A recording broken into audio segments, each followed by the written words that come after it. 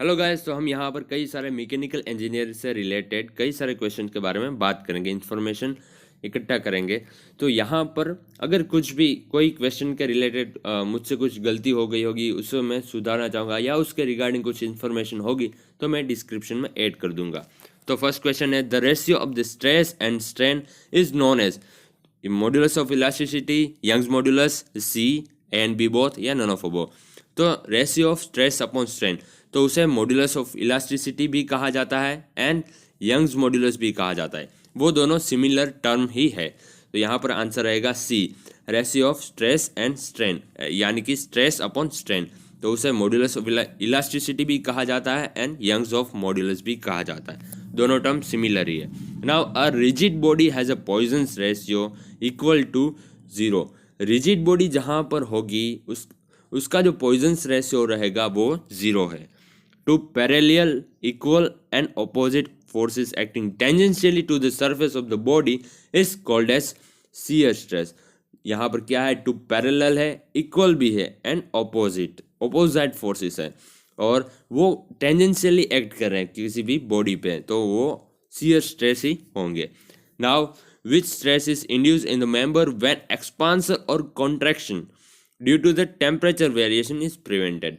Temperature variation के कारण कुछ भी हमारी बॉडी पर रिएक्शन होगी, एक्सपांसन होगा, उसका कॉन्ट्रैक्शन होगा, तो वो शियर स्ट्रेस, वो स्ट्रेसेस कौन से है, तो उसे कहा जाता है थर्मल स्ट्रेसेस, क्योंकि वो टेम्परेचर के कारण वो इकट्ठा वहाँ पर एक्ट कर रहे हैं। Now the thermal stress induced in a steel road is compressive if temperature decrease increase remain constant, या नन ऑफ अबोव। तो यहाँ पर हमारा एक रोड है, वहाँ पर क्या कहा गया है कि रोड इज कंप्रेसिव फोर्स, वहाँ पर जो स्ट्रेस जनरेट हो रहे हैं वो कंप्रेसिव टाइप के हैं। अगर हमारे रोड पर टेम्परेचर इंक्रीज करेगा तो हमें पता ही, जाहिर सी बात ये है कि अगर रोड पर टेम्परेचर जब इंक्रीज करेगा तो वो हर दिशा में एक्सपांड होना शुरू कर देगा, जिसके कारण जो वहाँ पर स्ट्रेसेस जनरेट हो रहे हैं वो कंप्रेसिव टाइप के जनरेट होंगे। तो यहाँ पर आंसर आएगा इंक्रीज, क्योंकि हीट लगेगी रोड पर तो वो एक्सपांड करेगा, और जो स्ट्रेसेस जनरेट होंगे वो कंप्रेसिव टाइप के होंगे। Now the beam having a one end free end one end fixed is called as a cantilever beam. तो एक एंड है उसका वो फिक्स्ड है और एक ओवरहैंग है, या हम कह सकते हैं कि फ्री है, तो उसे कैंटिलीवर बीम कहा जाता है।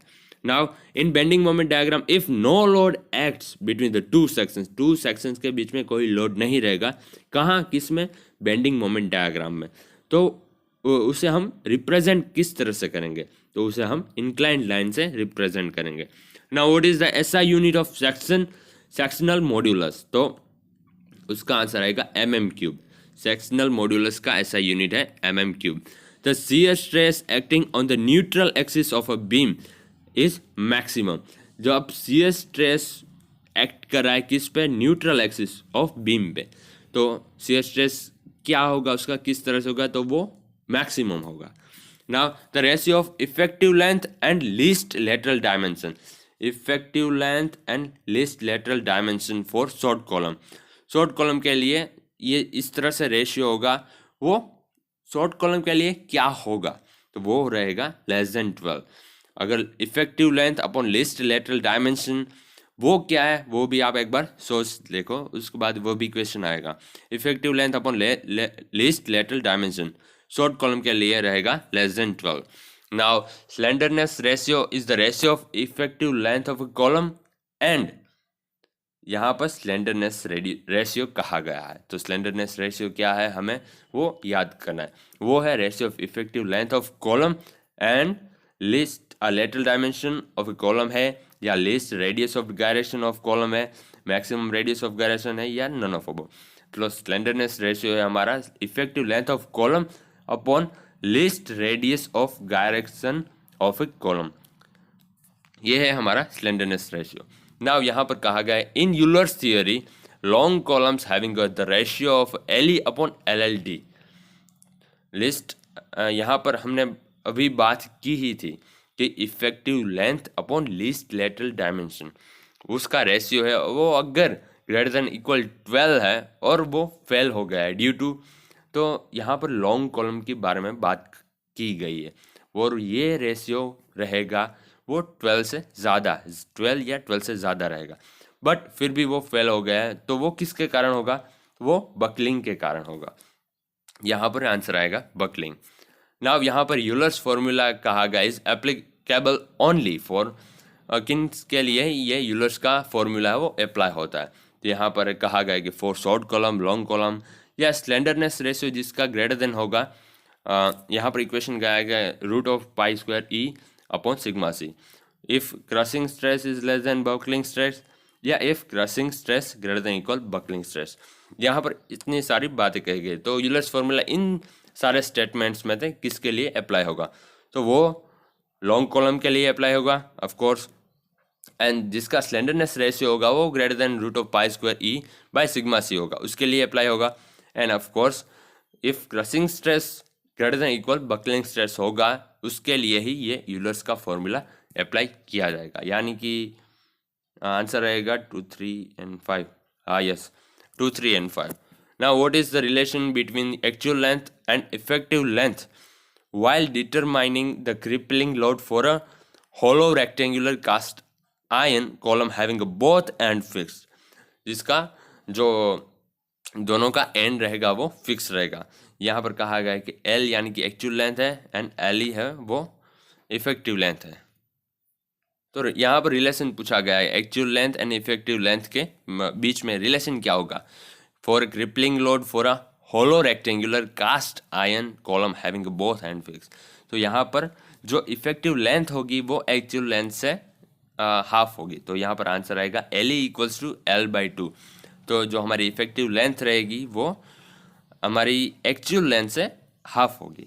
यहाँ पर क्वेश्चन है कि जब रिलेशन क्या होगा actual length and effective length में? जब हमारा क्रिपलिंग लोड है for hollow rectangular cast iron column having both ends fix, जो उसके जो बोथ एंड है वो फिक्स्ड है यहाँ पर। तो यहाँ पर रिलेशन आएगा L equals to L/2। Now principal stress is the magnitude of blank stress acting on the principal plane. तो प्रिंसिपल स्ट्रेस है उसका जो मैग्नीट्यूड है वो किसका है? तो यहाँ पर नॉर्मल स्ट्रेस का है। Normal stress acting on a principal plane, तो ये आंसर रहेगा नॉर्मल स्ट्रेस।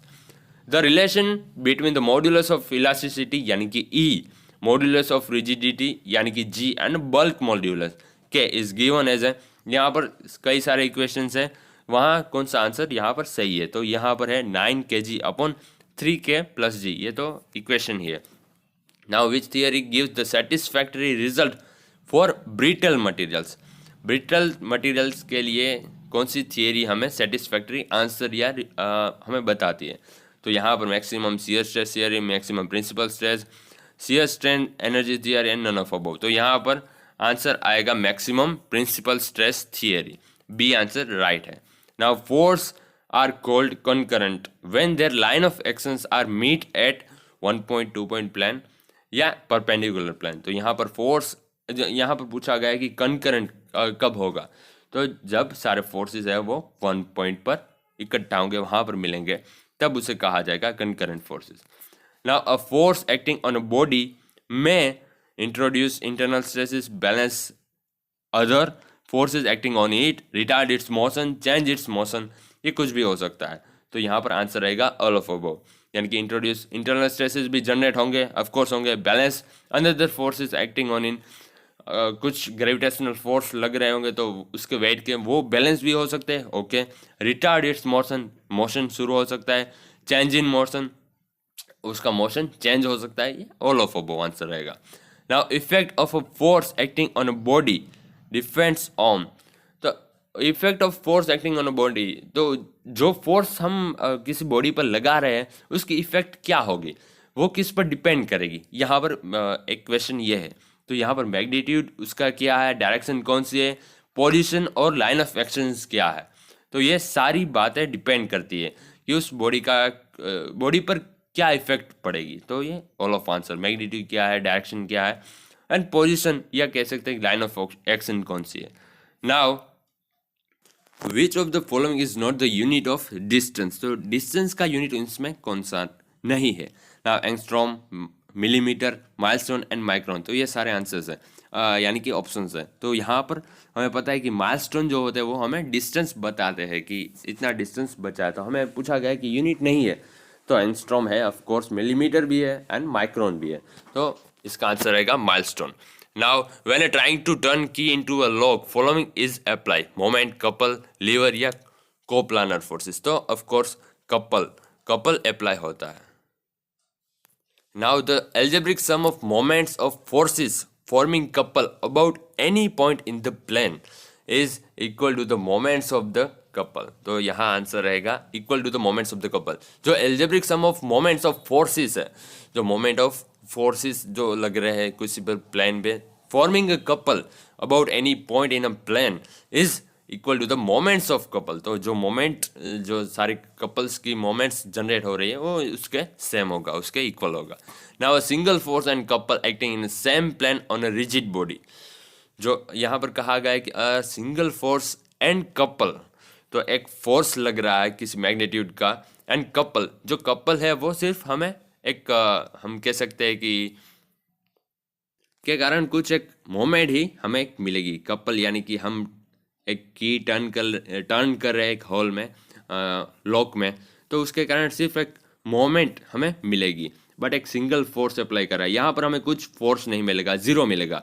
और यहाँ पर सिंगल फोर्स है किसी भी डायरेक्शन में किसी भी मैग्नीट्यूड का, तो वो एक दूसरे को कभी बैलेंस नहीं कर सकते। तो बैलेंस ईच अदर, तो वो no can not balance each other and are equivalent भी नहीं हो सकते हैं, यानी कि can not balance each other. तो ये कुछ इसका फोर्स रहेगा। यहाँ पर तो फोर्स जीरो हो जाएगा क्योंकि एक मोमेंट ही जनरेट होगी। तो balance each other no and are equivalent वो भी कभी नहीं हो सकता, यानी कि B answer is correct, B.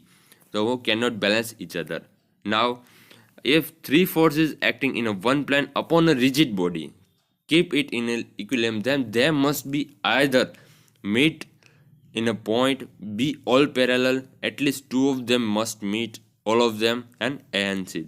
तो यहाँ पर आंसर आएगा meet in a point। तो जो सारे थ्री फोर्सेस अप्लाई हो रहे हैं वो अगर एक पॉइंट पर इकट्ठा होंगे, वहाँ पर होंगे, तो वो बॉडी को इक्विलिब्रियम में रख सके। Now the maximum friction force which comes into play when a body just begin to slide over another surface। तो वो क्या फोर्स है, जिसे क्या फोर्स कहा जाता है जब फोर्स एक फ्रिक्शन का मैक्सिमम लेवल तक पहुंच जाएगी, उसके बाद वो जस्ट स्लाइड करने की शुरुआत करेंगे, तो उस फ्रिक्शन को क्या कहा जाता है? तो उसे कहा जाता है लिमिटिंग फ्रिक्शन। जब बॉडी एकदम क्या, एक टाइम आएगा जब बॉडी स्लाइड करना शुरू करेगी, तो उस टाइम पर जो फ्रिक्शन लगेगा, जो मैक्सिमम फ्रिक्शन लगेगा, उसे कहा जाएगा limiting friction. Now the coefficient of friction depends on, coefficient of friction वो किस पर डिपेंड करता है? एरिया ऑफ कॉन्टेक्ट पे, nature of surface, shape of surface, या ये सारे पे? तो coefficient of friction only nature of surface पर डिपेंड करता है कि हमारा जो सरफेस है वो स्मूथ है, वो कितनी स्मूथ है, या हम कह सकते हैं कि उसकी हार्डनेस, या इन दोनों पर डिपेंड करता है, ना कि उसका एरिया पर और ना कि शेप ऑफ सरफेस पर। वो नेचर ऑफ सरफेस पर ही डिपेंड करता है कोएफिशिएंट ऑफ फ्रिक्शन, यानी कि हमारी सरफेस है वो कितनी स्मूथ है या उसकी हार्डनेस क्या है। Now unit of moment of inertia of an area, यहाँ पर ध्यान से गौर से देखना, unit of moment of inertia of an area, तो उसका आंसर रहेगा B, m⁴, m⁴। Now the center of gravity of a triangle lies at a point of center of gravity, कहाँ पर लाई करेगी ट्राइंगल में? तो कंसर्न ऑफ मेरिडियंस, उस पर लाई करेगी हमारी centre of gravity. Now unit of moment of inertia for mass, तो वो क्या रहेगा? मोमेंट ऑफ इनर्शिया मास यानी कि I = mr², m यानी कि मास किलोग्राम, r² यानी कि मीटर स्क्वायर, तो आंसर रहेगा A. Now the ratio of limiting friction to the normal reaction is known as coefficient of friction। तो यहाँ पर हमें पूछा गया the ratio of limiting friction to the normal reaction is known as coefficient of friction। Now the Euler's formula holds good for only for long column। ये भी एक question आ गया है एक बार। तो Euler's formula है यहाँ पर F = n² EI/L2। Now F यानी कि allowable load, जो कि न्यूटन में रहेगा, n यानी कि factor of accounting for the end conditions, E यानी कि मॉड्यूलस ऑफ इलास्टिसिटी, L यहाँ पर length of column, and I यानी कि moment of inertia. Now the object of caulking in riveted joint is to make the joint leak proof. Caulking जो होता है जो रिवेटेड जॉइंट में, वो क्या करता है जॉइंट को, तो वो लीक प्रूफ बनाता है। तो यहाँ पर the riveted joints are used to produce leak proof joint in case of boilers and ship building works. Leakage through the hole is prevented by the caulking operation on the edge of the rivet head. The thickness of the fullerene tool is about the same as of the plate. Now caulking यानी कि leak proof बनाने के लिए process. Now the concurrent forces are those forces whose line of actions are meet at a one point. Concurrent forces कहा जाता है जहाँ पर सारे forces एक point पर मिलते हैं. The ratio of static friction to the dynamic friction is always greater than 1। उसे हम कैसे समझे, तो यहाँ पर एक है the ratio of static friction to the dynamic friction or the kinetic friction is always greater than 1। यानी कि जब जो हमारा जो फ्रिक्शन रहेगा वो कुछ हमारे बॉडी को चलाने के लिए जो फोर्स चाहिए उसे मूव करने के लिए वो काफ़ी ज़्यादा रहेगा, बल्कि अगर वही बॉडी अगर शुरू करना स्टार्ट करेगी तब जो फ्रिक्शन रहेगा जिसे हम डायनेमिक फ्रिक्शन कहते हैं वो काफ़ी कम रहेगा कंपेयर टू स्टैटिक फ्रिक्शन, क्योंकि किसी भी बॉडी को स्टार्ट में मूव कराने के लिए काफ़ी ज़्यादा फोर्स चाहिए। जब एक बार वो मूव करना शुरू हो जाएगी तो उस जब फ्रिक्शन रहेगा वो स्टैटिक फ्रिक्शन से कम रहेगा। और यहाँ पर क्वेश्चन में कहा गया है कि static friction upon dynamic friction. Static friction यानी कि हम बॉडी को मूव करेंगे, जो एक फिक्स्ड पोजीशन में उसे मूव करेंगे तो उसके लिए जो फ्रिक्शन रहेगा वो काफ़ी हाई रहेगा। डायनेमिक फ्रिक्शन यानी कि बॉडी मूव होना शुरू हो गई ऑलरेडी तो उसे फोर्स सिर्फ फोर्स ही देना है, तो वहाँ पर जो फ्रिक्शन जनरेट होगा वो स्टैटिक के कंपेयर्ड में लो होगा। यानी कि यहाँ पर जो हमारा अपर पार्ट है वो ज़्यादा है, तो ऑब्वियसली यहाँ पर आंसर रहेगा greater than 1। Now the bodies which rebound after the impact, rebound करेगी अपना शेप पूरा रिकवर कर लेगी तो उसे इलास्टिक बॉडीज कहा जाता है। Now the ratio of the linear stress to the linear strain is called modulus of elasticity. A bolt is made to pass through a tube and both of them are tightly fitted with the help of washers and nut. If the nut is tightened, then bolt and tube are under tension, bolt and tube are under compression, bolt is under compression and tube is under tension, या bolt is under tension and tube is under compression। तो यहाँ पर काफ़ी सारे statements हैं, तो वहाँ पर सही आंसर रहेगा bolt is under tension and tube is under compression. ये सिचुएशन कब पैदा होगी, कब जनरेट होगी? A bolt is made pass through the tube and both are tightly fitted with the help of forcers and nuts. And यहाँ पर कहा गया है कि हम नट है उसे टाइट करेंगे तब क्या जनरेट होगा, तो बोल्ट इज अंडर टेंशन आ जाएगा एंड हमारी जो ट्यूब है वो अंडर कंप्रेशन। तो इस तरह से सिचुएशन जनरेट होगी। When a body is subjected to the 3 mutual perpendicular stresses of equal intensity, the ratio of the direct stress to the corresponding volumetric strain. यहाँ पर काफ़ी सारा कहा गया है, फिर हमें यहाँ से देखना है the ratio of the direct stress to the corresponding volumetric strain. जो direct stress upon volumetric strain क्या होता है, अगर इन शॉर्ट कहा जाए तो उसे कहा जाता है bulk modulus. The ratio of direct stress to the corresponding volumetric strain, तो बल्क मॉड्यूलस सही आंसर है। The unit of modulus of elasticity is same as those of, यहाँ पर कई सारे हमें बताया गया है stress, strain, pressure, stress, force, modulus of rigidity, stress, force, pressure and strain, stress, pressure, modulus of rigidity. तो हमें सबसे पहले सारे यूनिट याद करने हैं, तो यहाँ पर मैंने इकट्ठा करके रखे। मॉड्यूलस ऑफ इलास्टिसिटी का इक्वेशन क्या होगा, यूनिट क्या होगा, न्यूटन अपॉन मिलीमीटर स्क्वायर यानी मीटर स्क्वायर। स्ट्रेस का equation newton upon metre square, pressure का newton upon metre square, modulus of rigidity का न्यूटन अपॉन मीटर स्क्वायर। जो फोर्स है उसका सिर्फ न्यूटन रहेगा, और स्ट्रेन यानी कि डेल्टा एल अपॉन एल, तो उसका भी यूनिट लेस रहेगा। तो यहाँ पर जो आंसर है यहाँ पर जो सेम करेगा वो रहेगा stress, pressure and modulus of rigidity. यहाँ पर हमें एक बार चेक करना है मॉड्यूलस ऑफ इलास्टिसिटी का, इन सबसे कंपेयर करेंगे हम, तो यहाँ पर है stress, pressure, modulus of rigidity, तो ये सारे आंसर यहाँ पर सही है। नाउ डी आंसर आएगा। When a bar of length L with B and a thickness T subjected to a pull force P, तो यहाँ पर कौन सी जो सिचुएशन है वो जनरेट होगी? Length width and thickness increase, length width and thickness decrease, length increases width and thickness decreases, या length decreases width and thickness increases. तो सबसे पहले तो हमारे पास एक रोड है, वहाँ पर पुलिंग फोर्स पी लगाया गया है। तो ऑफ कोर्स पुलिंग फोर्स लगाने से हमारा जो बार रहेगा वो एक लीनियर में वो पुल होगा, तो उसका जो लेंथ है वो इंक्रीज होगी, बट उसकी जो थिकनेस है और विड्थ है वो कम हो जाएगी ऑब्वियसली। तो यहाँ पर आंसर रहेगा length increases with and thickness decreases, क्योंकि जो उसका क्रॉस सेक्शन एरिया है वो कम होता जाएगा और क्योंकि उसकी लेंथ बढ़ जाएगी। Now the below figure the E point is represent the maximum stress. तो यहाँ पर हमें यहाँ जो ग्राफ है वो दिया गया है स्ट्रेस वर्सेस स्ट्रेन का। तो यहाँ पर हमें देखना है कि मैक्सिमम स्ट्रेस किस पॉइंट पर लग रहा है। तो स्ट्रेस मैक्सिमम यहाँ पर तो नहीं है, सबसे जो मैक्सिमम जो स्ट्रेस है वो इस पॉइंट पर है, डी पॉइंट पर, उससे ये ई वाला पॉइंट कम है, तो आंसर रहेगा बी। यानी कि सीधी ही हमें दिखाई दे रहा है यहाँ पर जो डायग्राम जो प्लॉट किया गया है, ग्राफ प्लॉट किया गया है, वहाँ पर डी सबसे ज़्यादा वाला है। Now the ratio of the largest load in the test to the original cross section area of the test piece is called as a ultimate stress. The ratio of the largest load in a test to the original cross sectional area, तो उसका answer आएगा ultimate stress. area of the test piece is called largest load upon the original cross sectional area, तो उसे ultimate stress कहा जाएगा।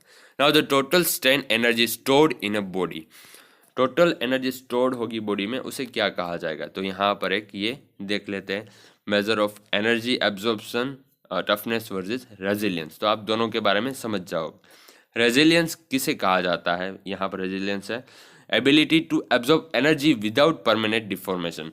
तो ये सिर्फ इलास्टिक पोर्शन में ही डिपेंड करता है। यहाँ जो रेड वाला पोर्शन हमें दिखाया गया है, ability to absorb energy without permanent deformation, तो इलास्टिक जो यहाँ पर रीजन होता है स्ट्रेस वर्सेस स्ट्रेन डायग्राम में, वहाँ सिर्फ इलास्टिसिटी तक जो एनर्जी एब्जॉर्ब होगी उसे रेजिलियंस कहा जाता है।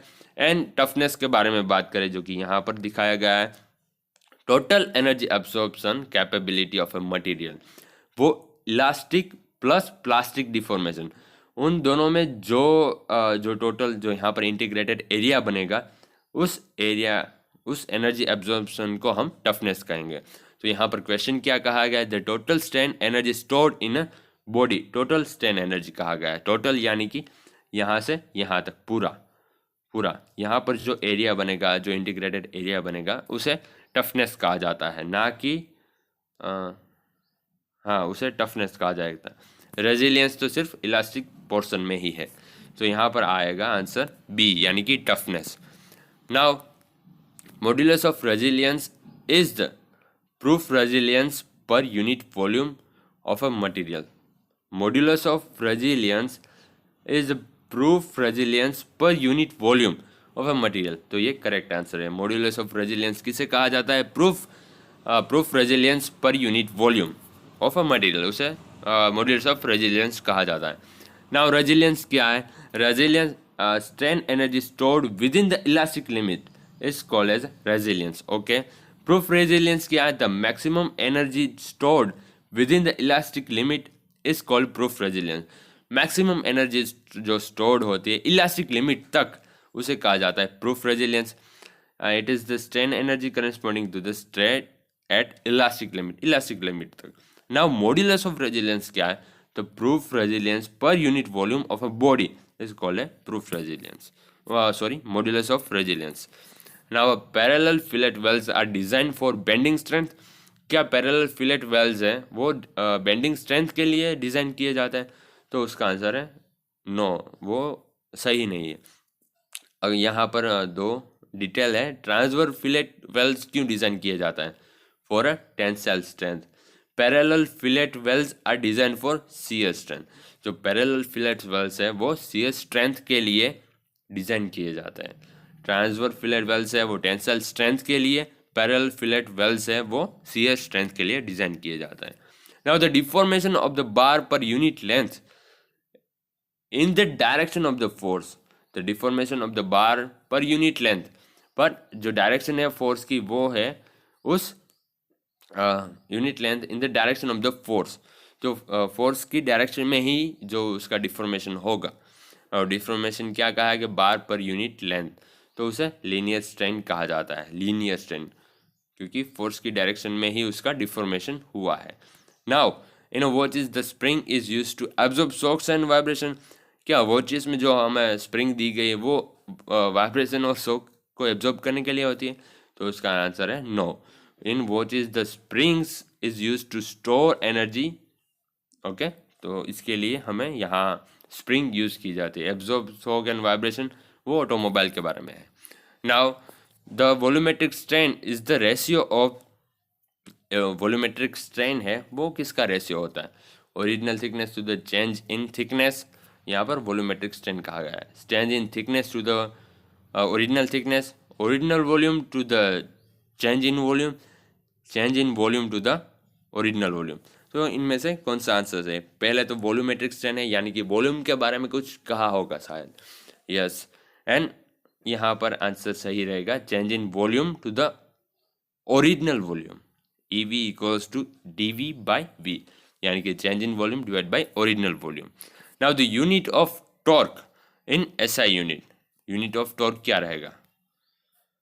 टॉर्क के बारे में पूछा गया है। T equals to R cross F, यानी कि R यानी कि मीटर, जो रेडियस है फोर्स है, फोर्स होगा न्यूटन में, तो न्यूटन मीटर सही आंसर रहेगा, न्यूटन मीटर। नाउ आगे देखते हैं, when one plate overlaps the other and the two plates are riveted together with the two rows of rivets which is known as the joint is known as, उस joint को क्या कहा जाता है? तो यहाँ पर क्या गया है कि एक जो हमारी प्लेट होगी उसके नीचे एक दूसरी प्लेट ओवरलैप करेगी और जो रिवेट सारी लगेगी वो रोज में लगे, तो उसे क्या कहा जाता है? उसे डबल रिवेटेड लैप जॉइंट कहा जाता है, यानी कि B answer.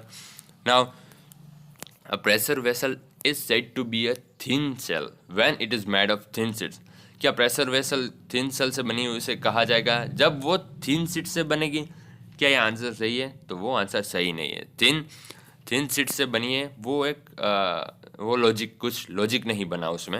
Now when the thickness of the plate to the ratio of the diameter of the plate is less than 20, जब ये जो रेशियो है thickness of the plate to the ratio of the diameter of the plate, जब वो less than 20 रहेगा तब उसे थिन प्रेशर वेसल कहा जाता है।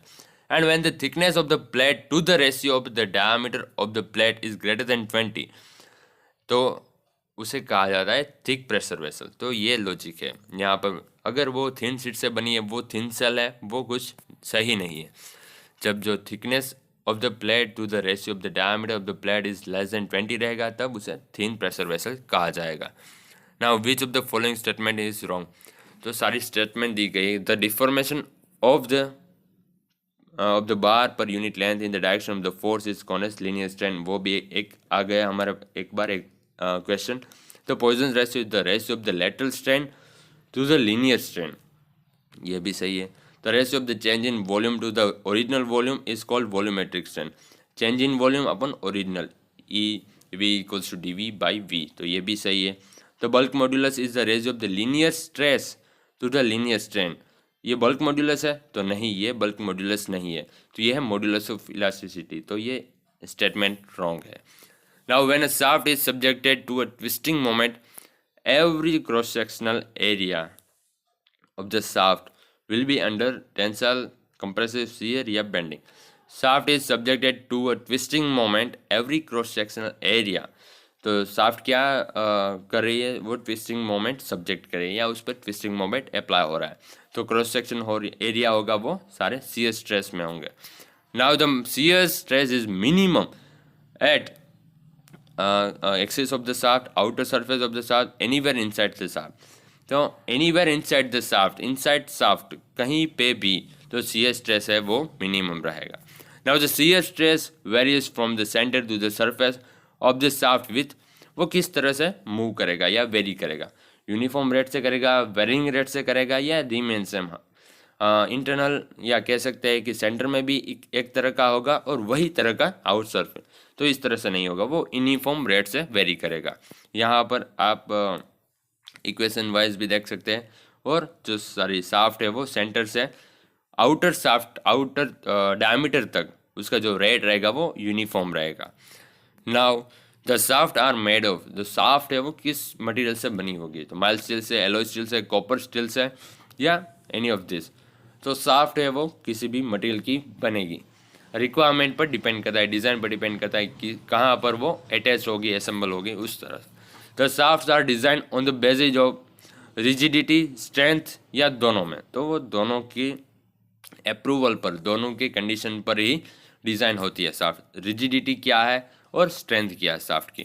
The product of the tangential forces acting on the shaft and the radius of shaft is known as the product of tangential force. Tangential force लग रहा है शाफ्ट पे, और radius of shaft is known as twisting moment, तो वो moment जो उसे twisting moment कहा जाता है। Now polar moment of inertia of A solid circular shaft for diameter D. Polar moment क्या रहेगी, तो सही आंसर रहेगा πd⁴/32। Now the criteria for the design of a shaft is the stress eight external surfaces, the axis, any inside layer, and any of these. So the criteria for the design of the shaft is the stress at the external surface. तो external surface पे जो stresses generate होगी वो design के लिए depend करते हैं। Now the strength of a hollow shaft is blank for the same length, material and weight of a solid shaft. तो सारी कंडीशन सेम है hollow shaft और एक हम कह सकते हैं सॉलिड शाफ्ट के लिए। तो उन दोनों में से जो सारी जो स्ट्रेंथ होगी वो दोनों में से किसकी ज़्यादा होगी, तो होलो शाफ्ट की जो स्ट्रेंथ है वो, यस ऑफ कोर्स, वो है हमारे पूरी जो सॉलिड शाफ्ट है उससे उसकी स्ट्रेंथ कम होगी, यानी कि बी लेस देन होगी। जो strength of hollow shaft is less than for the same length, material and the weight of the solid shaft.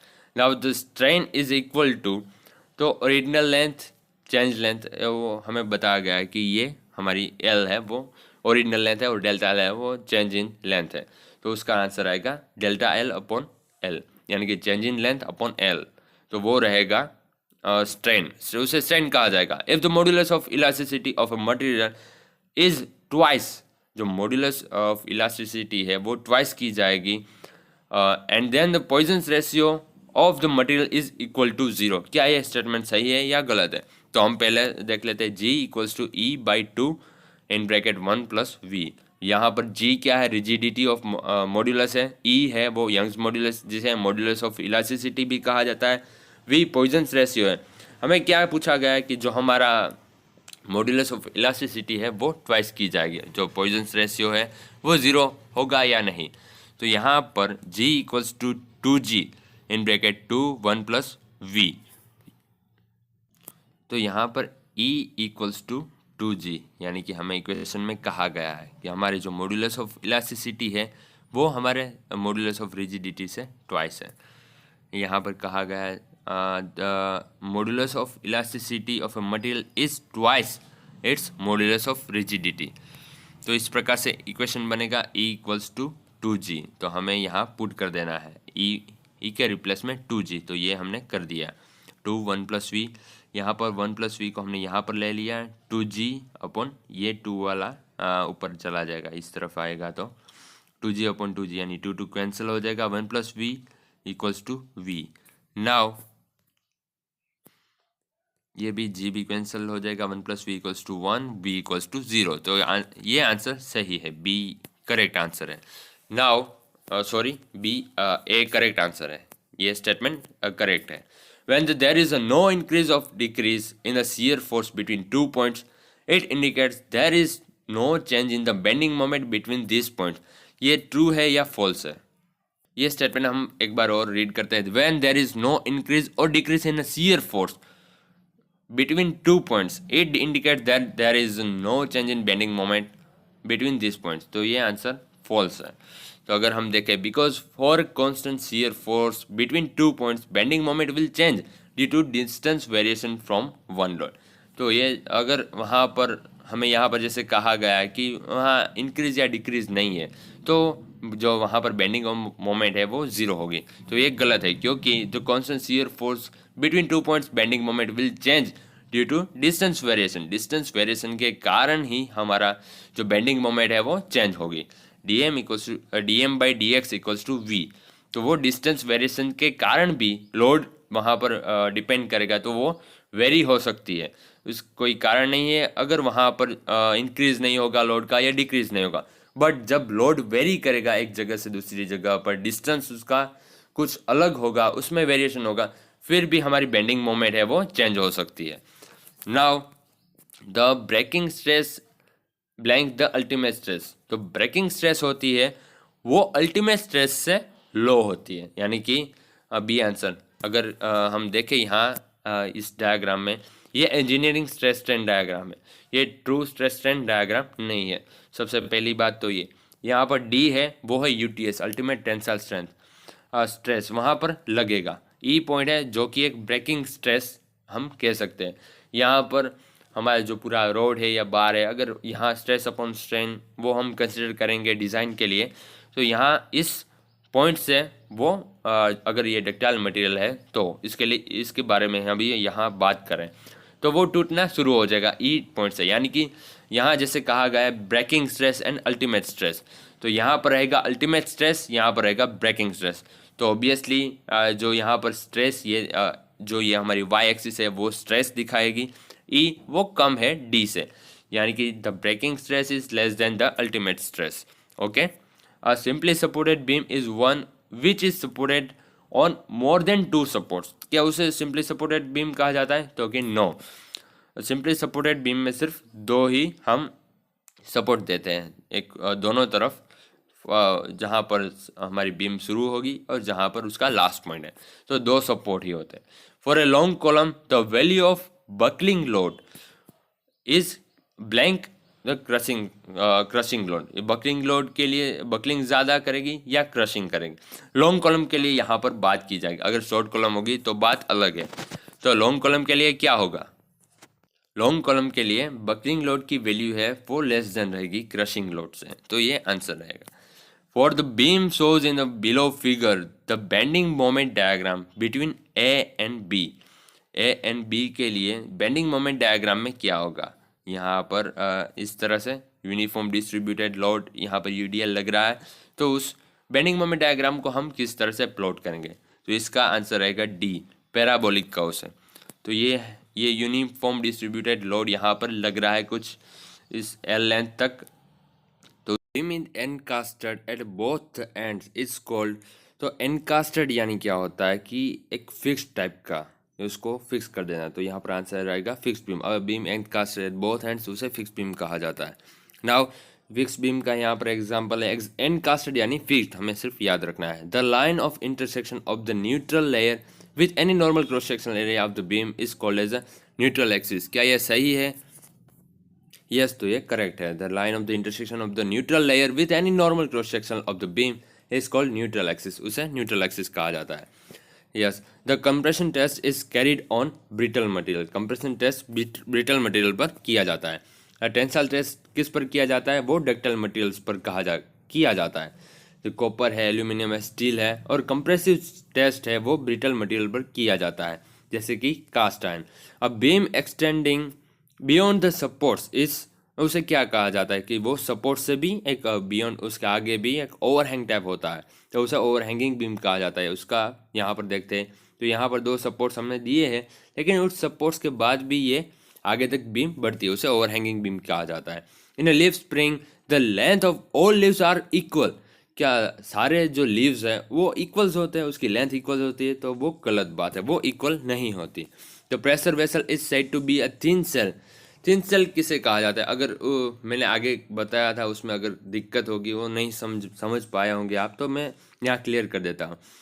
T/D यानी थिकनेस अपॉन जो डायमीटर, उसका जो रेशियो होगा वो 1/20 टाइप का होगा, यानी लेस देन और इक्वल रहेगा वो, तो उसे थिन सेल कहा जाता है, और अगर ग्रेटर देन होगा तो उसे थिक सेल कहा जाता है। तो यहाँ लेस देन आएगा answer.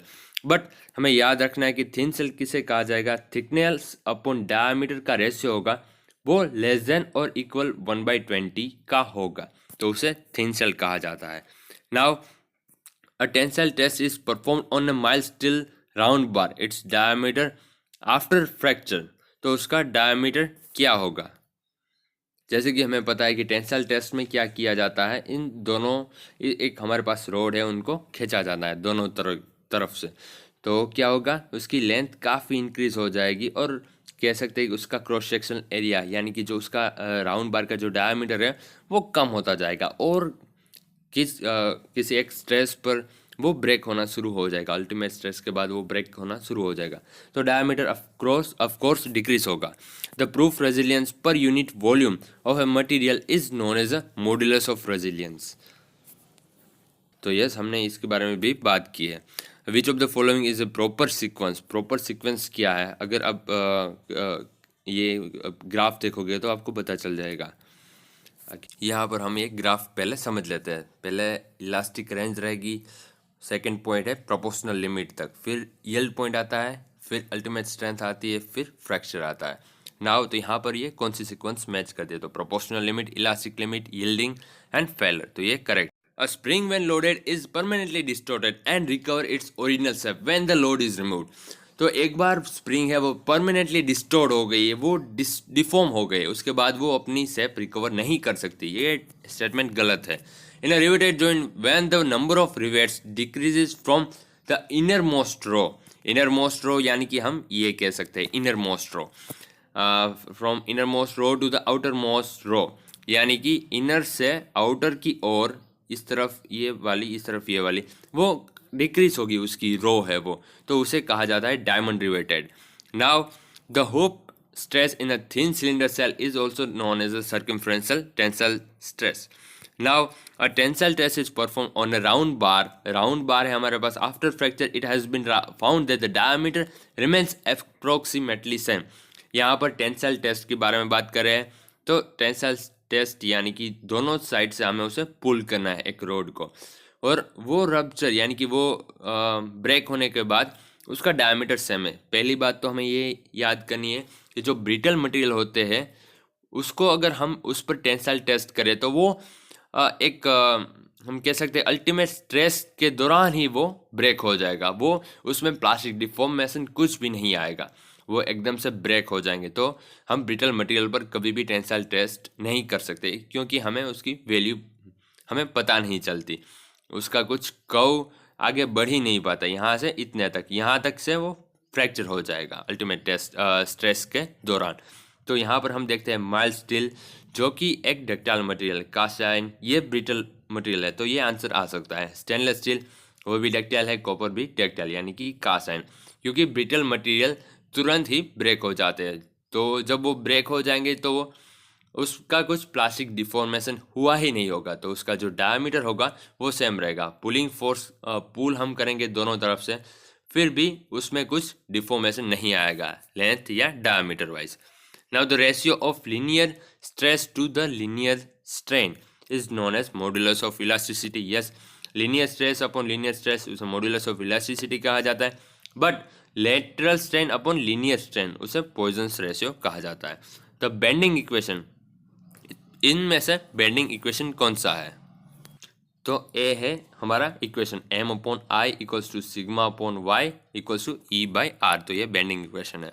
A load which acts at a point on a beam is not called uniformly distributed load, तो उसे एक पॉइंट पर अगर लोड लगेगा तो उसे यूनिफॉर्मली डिस्ट्रीब्यूटेड लोड नहीं कहा जा सकता, तो ये बात सही है। तो यूडीएल यानी कि यूनिफॉर्म डिस्ट्रीब्यूटेड लोड किसे कहा जाता है, if the load act equally distributed on the beam then it is known as uniform distributed load। अगर बीम पे हर जगह पर हमारा लोड लगेगा तो उसे यूनिफॉर्मली डिस्ट्रीब्यूटेड लोड कहा जाता है। A beam supported on more than 2 supports is called, तो उसे क्या कहा जाता है, एक से ज़्यादा सपोर्ट, तो उसे कंटिन्यूस बीम कहा जाता है, कई सारे supports. A beam extending beyond the supports is called overhanging beam, yes, तो यहाँ पर बीम्स के टाइप्स भी है, तो इसे एक सपोर्ट फिक्स होगा, दूसरा फ्री होगा, तो उसे कैंटिलीवर। यहाँ पर सपोर्ट है एक एक टाइप का, तो उसे सिंपली सपोर्टेड कहा जाता है। फिर ये ओवरहैंगिंग का एग्जांपल है, दोनों तरफ यहाँ पर फ्री है। इसे कंटिन्यूस बीम, यहाँ पर कई सारे सपोर्ट्स दिए गए, फिक्स्ड एंडेड, तो दोनों तरफ से फिक्स्ड है। कैंटिलीवर या सिंपली सपोर्टेड, तो एक जगह पर फिक्स्ड है, दूसरी तरफ पर support. Now closely coiled helical spring is cut into two halves, the stiffness of the resulting spring will be। तो यहाँ पर तो इसके रिगार्डिंग हमारे पास एक इक्वेशन है, k equals to G D raise to 4 8 D cube N. D capital D यानी कि mean coil diameter, small D यानी कि diameter of spring wire, small N यानी कि number of active coils, L यानी कि length of spring wire, G यानी कि मॉड्यूलस ऑफ रिजिडिटी, के यानी कि स्टिफनेस। तो यहाँ पर क्या है, हमारे पास हेलिकल स्प्रिंग है, उसको हमने हाफ में डिवाइड कर दिया, यानी कि दो हाफ बनाया है। तो हमारे पास जो एक हाफ हमारे पास बचेगा, हाफ बचेगा, तो उसकी स्टिफनेस क्या होगी। तो हमारे पास यहाँ पर सीधा इक्वेशन है, stiffness inversely proportional to N, यानी कि जो हमारे नंबर ऑफ कॉइल्स है, ये कॉइल्स ये हाफ हो चुकी होगी क्योंकि हमने इसको डिवाइड कर दिया है। तो एन होगा वो N divide by two, N two यानी कि एन डिवाइड बाई टू हो चुका होगा।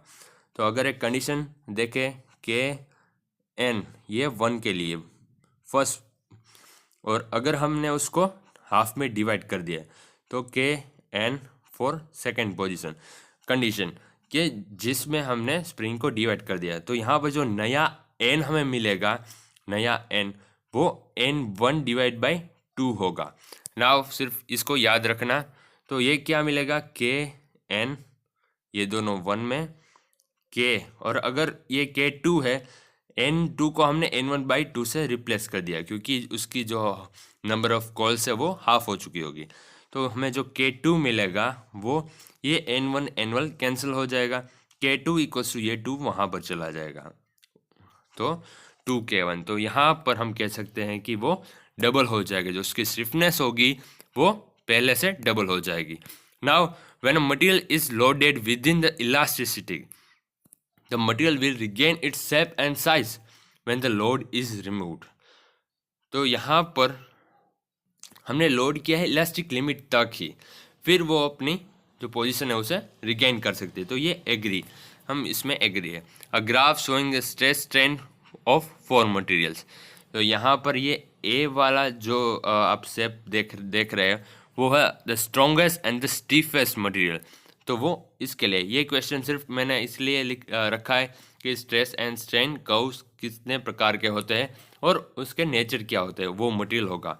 ये बी है जो the most brittle because it fracture suddenly. तो हमने जैसे बात की थी कि टेंसाइल टेस्ट की थी उस मटेरियल पर, तो वो तुरंत ही ब्रेक हो जाएगा, तो वो बिल्कुल भी प्लास्टिक डिफॉर्मेशन नहीं होगा, सीधा फ्रैक्चर हो जाएगा, तो ये ब्रिटल मटेरियल है। सी कर्व है वो है the most ductile because it extend stretch the most, तो वो सबसे ज़्यादा ये कर्व जनरेट होगा और काफ़ी डिफॉर्मेशन के बाद वो ब्रेक होगा। एंड द सी है ब्रेक्स बिफोर सी, यहाँ पर कहा गया है कि लोअर स्ट्रेस।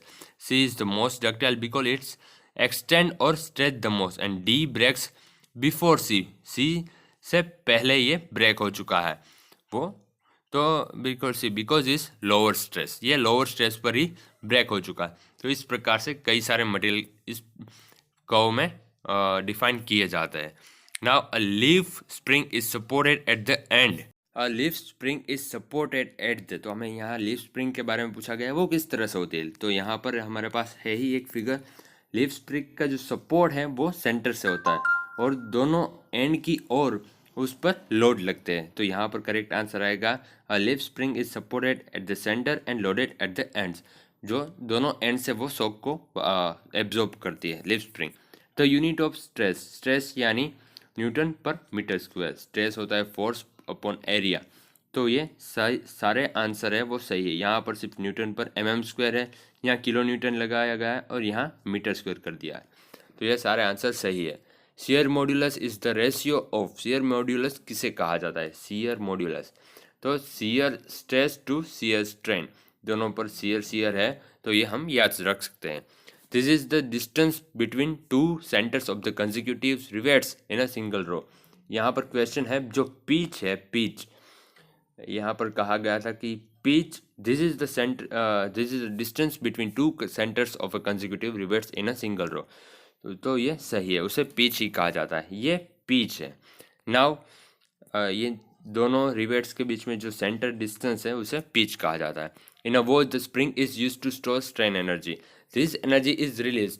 तो जो स्प्रिंग है उसको, उसमें जो एनर्जी स्टोर होती है वो क्यों होती है, और जब वो रिलीज होती है वो क्या करती है, वो वॉच को चलाने के लिए वहाँ पर एनर्जी को स्टोर किया जाता है। फ्रिज बीम का एक कंसेप्ट है तो वो देख लेते हैं। यहाँ पर क्या होगा, एक वर्टिकल स्टील प्लेट होगी, उसको सैंडविच किया जाएगा दो वुडन प्लेट से, उसे फ्रिज बीम किया जाता है, जो कि हाउसेज में desk and other primary would frame structure में उसका यूज़ किया जाता है स्ट्रेंथ के लिए। और यहाँ पर उसी प्रकार से है, उस स्टील प्लेट को रिमूव कर दिया, रिप्लेस कर दिया है वुड के साथ। तो इस प्रकार से उसका एरिया जो अगर दोनों ही सिमिलर स्ट्रेंथ में हमें चाहिए तो एरिया वाइज काफ़ी वो ज़्यादा हमें वुड चाहिए होगा प्लेट के मुकाबले।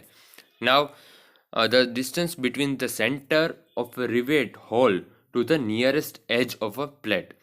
तो यहाँ पर ये है ही, यहाँ ये हमारा सेंटर है एक रिवेट का, और ये हमारी यहाँ पर स्टील प्लेट है, ये पूरी स्टील प्लेट है जो आपको कलर में दिखाई दे रही है। तो यहाँ पर ये एज है प्लेट की, तो centre of rivet and edge, nearest edge, उन दोनों के बीच में जो डिस्टेंस रहेगा उसे कहा जाएगा मार्जिन। तो ये ए आंसर है। And thank you and all the best.